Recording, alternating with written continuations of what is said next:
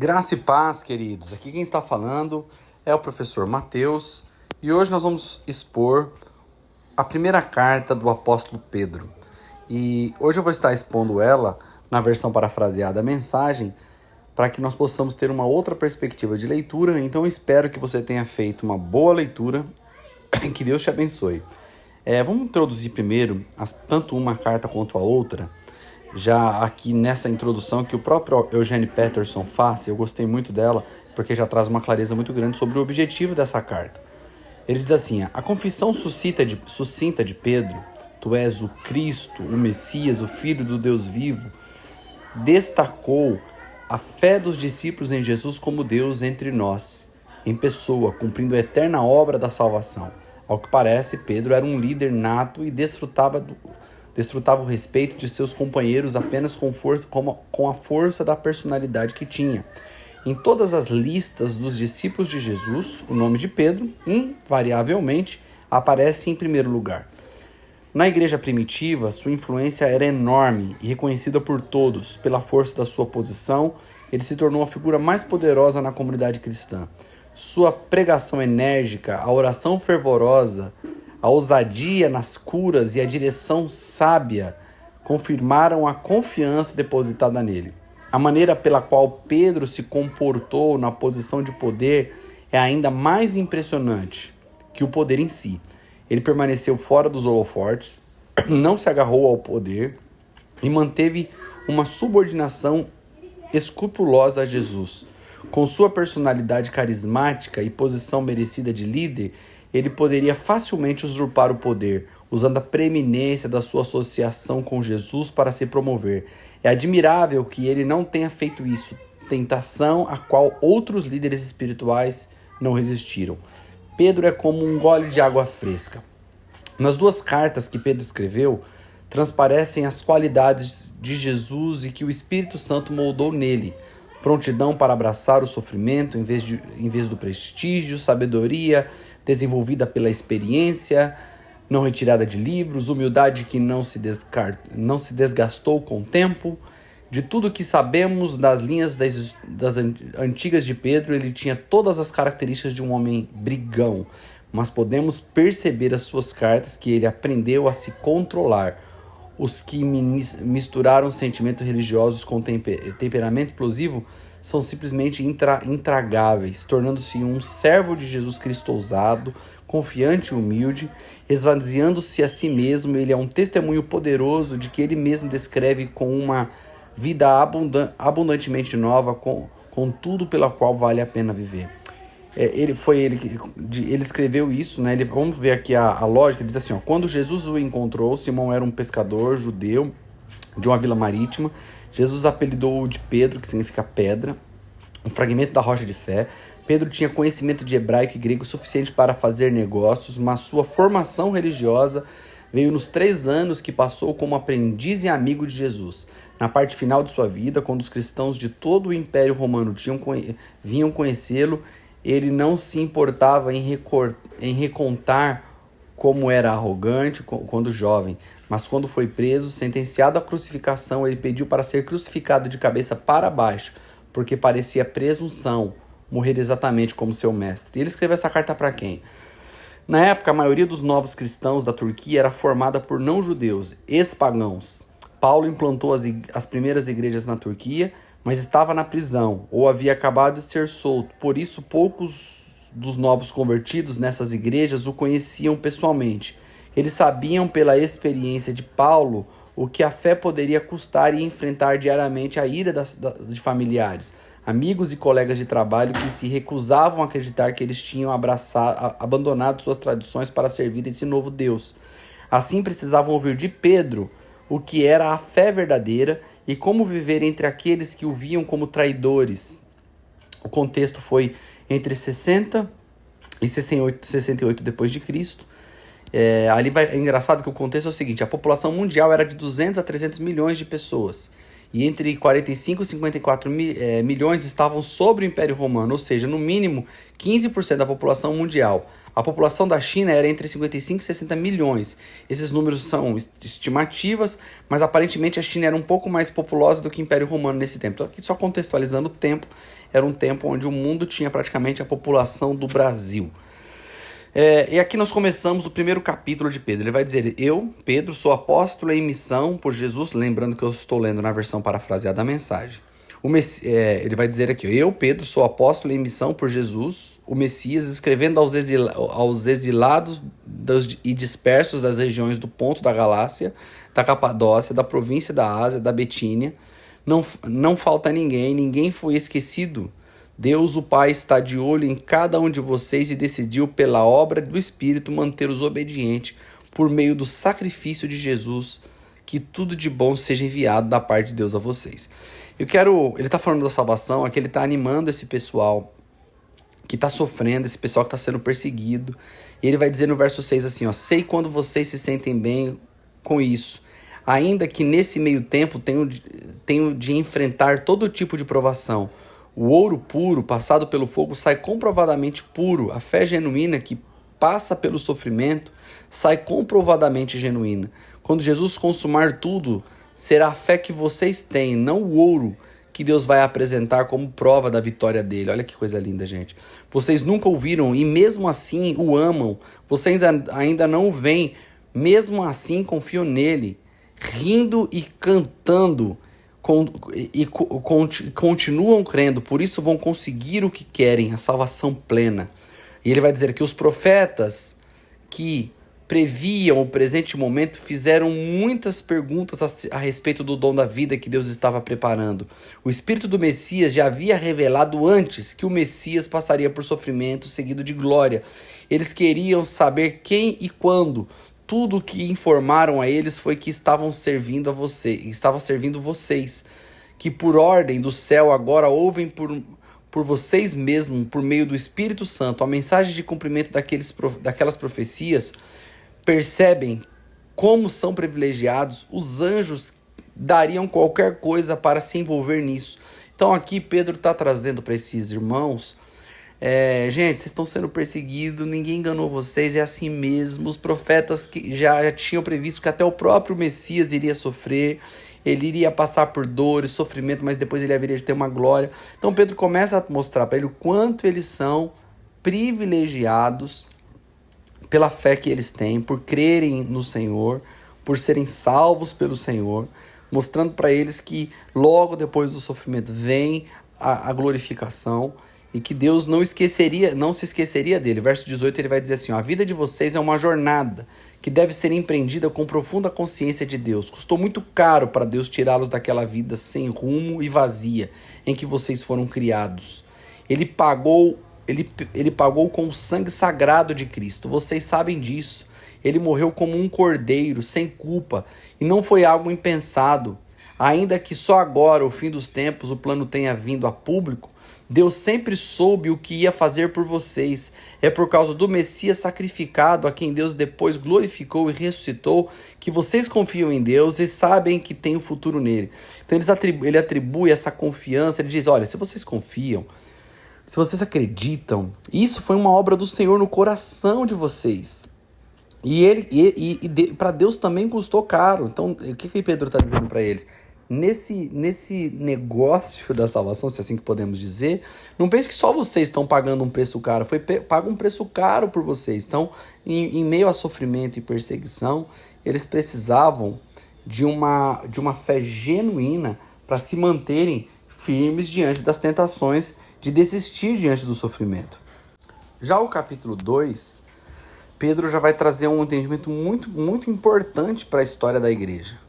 Vocês sabem que a igreja romana tem Pedro como a pedra a qual sobre a igreja está construída, e baseado no diálogo de Jesus e Pedro, quando Pedro, sendo revelado pelo Espírito Santo que Jesus era o Cristo, o Filho do Deus vivo, Pedro também recebe do Senhor um nome chamado Pedro, que significava pedra, um pequeno fragmento de pedra.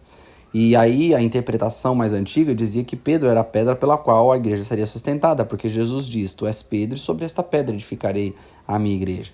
E Pedro, na sua carta, ele tira essa confusão e mostra quem é a pedra a qual a igreja está sedimentada, que é o próprio Cristo.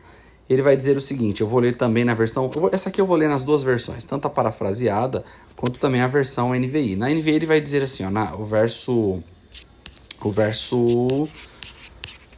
4 do capítulo 2. À medida que se aproximam dele a pedra viva, rejeitada pelos homens, mas escolhida por Deus e preciosa para ele, vocês também estão sendo utilizados como pedras vivas na edificação de uma casa espiritual para serem sacerdócio santo, oferecendo sacrifícios espirituais e aceitáveis a Deus por meio de Jesus Cristo. Pois assim é dito nas Escrituras, eis que põe em si uma pedra angular, escolhida e preciosa, aquele que nele confia jamais será envergonhado.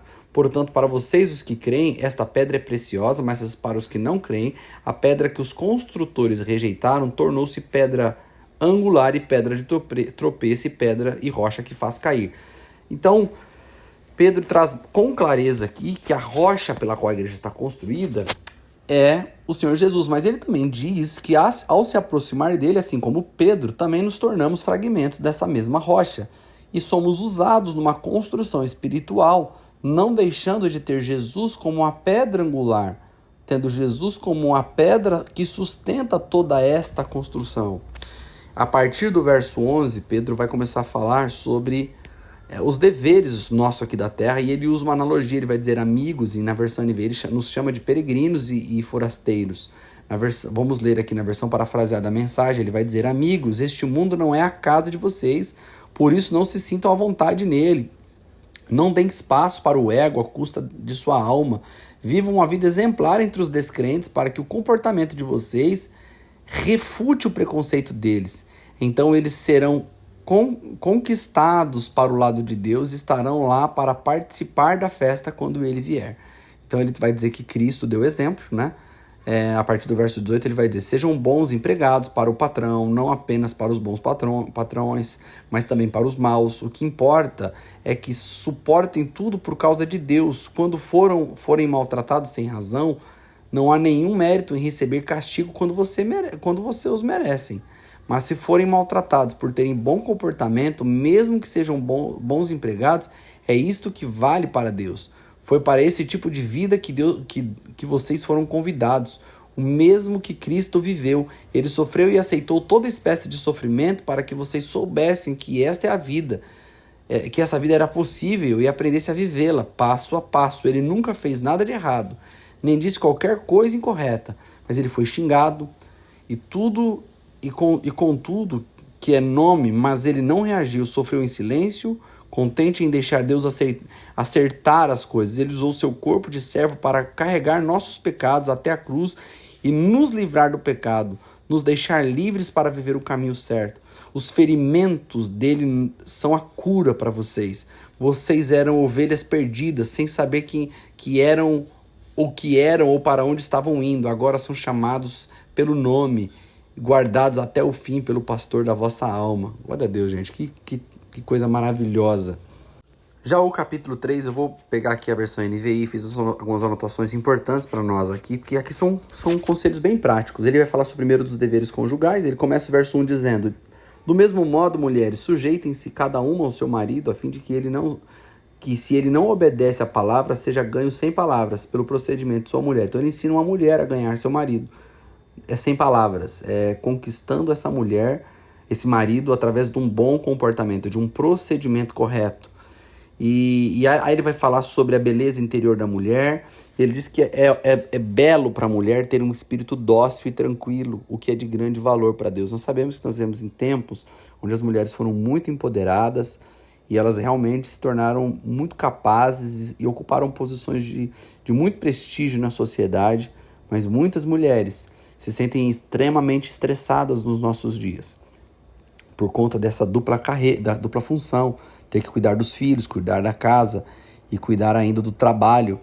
E aí elas investem um dinheiro muito grande para melhorar suas aparências e está tudo certo. O que Pedro está dizendo que o que deixa uma mulher bela de verdade é o interior dela. O interior dela não é o que... Não está dizendo que o interior é o que ninguém pode ver, mas é o que flui do interior, aquilo que vem de dentro. Ele está falando de um espírito dócil, um espírito tranquilo.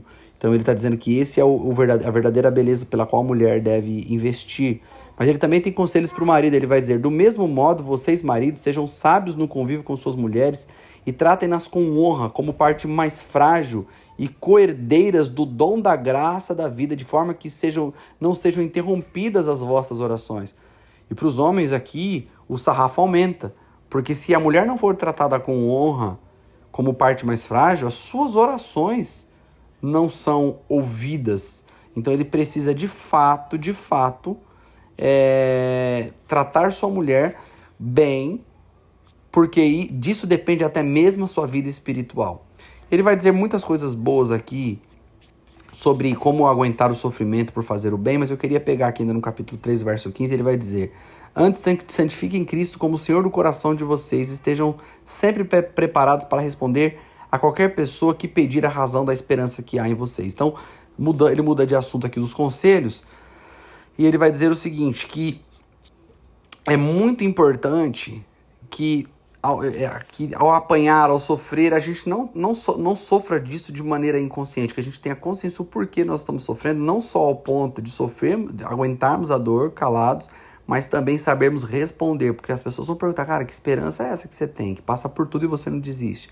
Então nós temos que saber, é isso que você está fazendo aqui, conhecendo as Escrituras, buscando uma sedimentação para a tua fé, para que você saiba como responder como convém. E aí ele vai falar sobre o Senhor, sobre o exemplo do Senhor, sobre o fato dele ter pregado e ter pregado por toda parte, de ter sido conduzido pelo Senhor, mesmo após sua morte e sua ressurreição. E aí ele vai para o capítulo 4.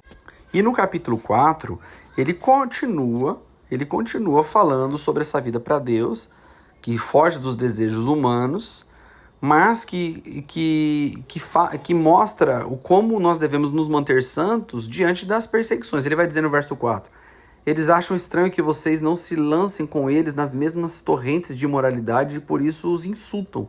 Contudo, eles terão que prestar contas àquele que está pronto para julgar os vivos e mortos.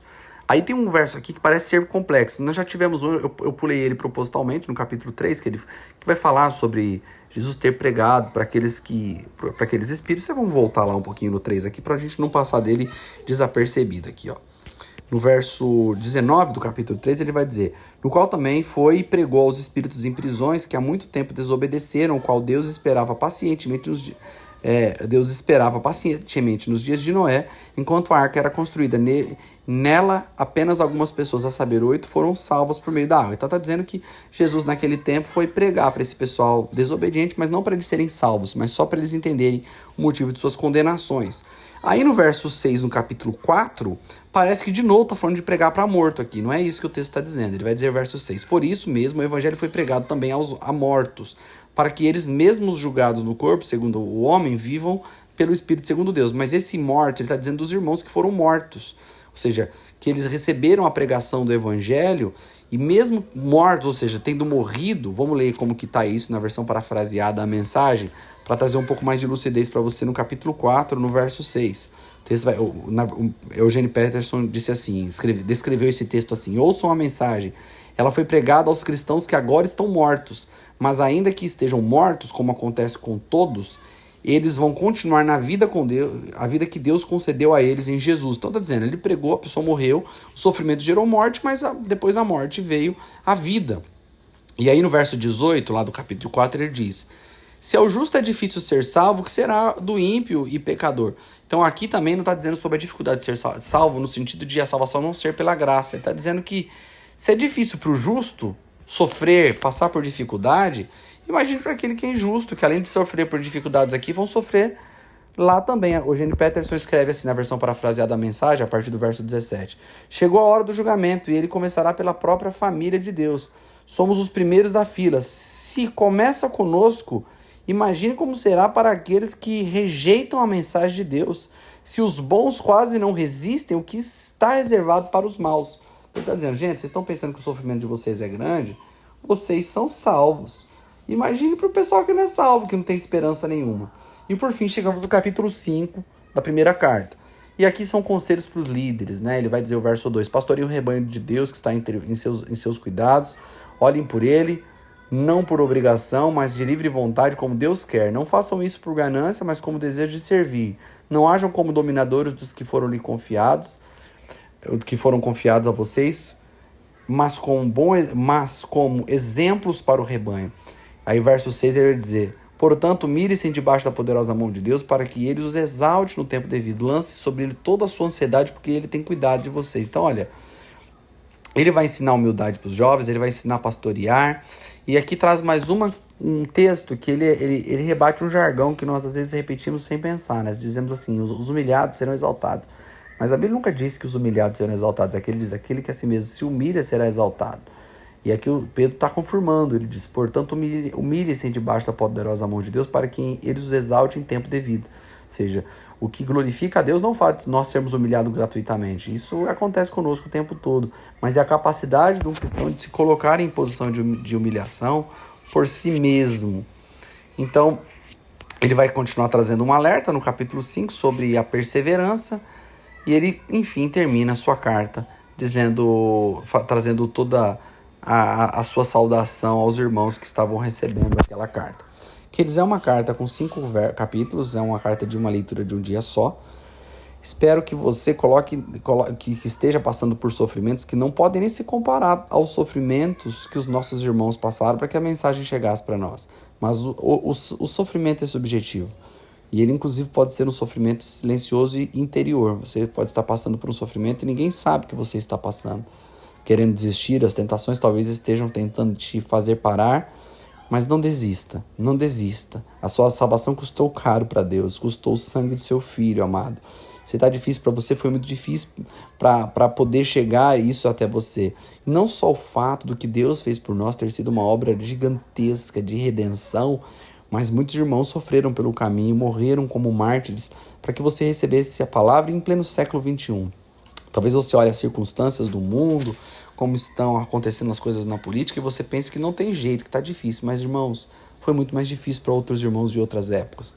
Para nós hoje, nós temos nossas casas, nós podemos pregar, estamos aqui num grupo de WhatsApp compartilhando a leitura da palavra, e ninguém está nos impedindo ainda.